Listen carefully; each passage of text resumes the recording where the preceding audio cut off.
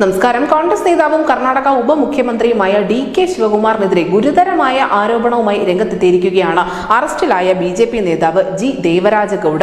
JDS സംസ്ഥാന അധ്യക്ഷൻ HD കുമാരസ്വാമിയുടെയും പ്രധാനമന്ത്രി നരേന്ദ്രമോദിയുടെയും പേരുകൾ അപകീർത്തിപ്പെടുത്താൻ DK ശിവകുമാർ തനിക്ക് 100 കോടി രൂപ വാഗ്ദാനം ചെയ്തു എന്നാണ് G. ദേവരാജ ഗൌഡ പറയുന്നത്.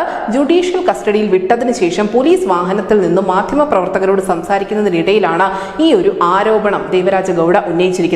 തനിക്ക് അഡ്വാൻസായി 5 കോടി രൂപ അയച്ചു എന്നുകൂടി ദേവരാജ ഗൌഡ പറയുന്നുണ്ട്. താൻ ഈ വാഗ്ദാനം നിരസിച്ചതിന് ശേഷം തനിക്കെതിരെ പോലീസ് കേസുകൾ രജിസ്റ്റർ ചെയ്യുകയും അറസ്റ്റ് ചെയ്യുകയുമാണ് ഉണ്ടായത്.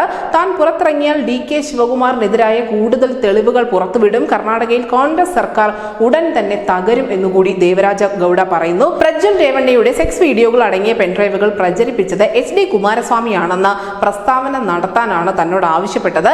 എന്നാൽ പ്രജ്വൽ രേവണ്ണയുടെ ഡ്രൈവറായി ജോലി ചെയ്തിരുന്ന കാർത്തിക് ഗൌഡയിൽ നിന്നും പെൻഡ്രൈവ് വാങ്ങിയത് DK ശിവകുമാർ ആണ് എന്നുകൂടി ദേവരാജ ഗൌഡ പറയുന്നു. കുമാരസ്വാമി എന്ന നേതാവിന്റെ അധപ്പതനമാണ് ശിവകുമാറിന്റെ പ്രധാനപ്പെട്ട ലക്ഷ്യം എന്നുകൂടി അദ്ദേഹം പറയുന്നുണ്ട്. DK ശിവകുമാറിന്റെ സംഭാഷണങ്ങളുടെ ഓഡിയോ റെക്കോർഡിംഗുകൾ തന്റെ പക്കലുണ്ട്. ജയിലിൽ നിന്നും പുറത്തിറങ്ങിയാൽ ഉടൻ തന്നെ താൻ ഈ തെളിവുകളൊക്കെ പുറത്തു വിടുമെന്നും അതോടുകൂടി കോൺഗ്രസ് സർക്കാർ തകരുമെന്നുമാണ് BJP നേതാവ് പറയുന്നത്. JDSന്റെ പ്രജ്വൽ രേവണ്ണയിലൂടെ തുടങ്ങിയ ഈ വിവാദം BJPയുടെ നേതാവ് ദേവരാജ ഗൌഡയിലൂടെ ഇപ്പോൾ എത്തി നിൽക്കുന്നത് കോൺഗ്രസിന്റെ അധികായനായ DK ശിവകുമാറിലേക്ക് തന്നെയാണ്.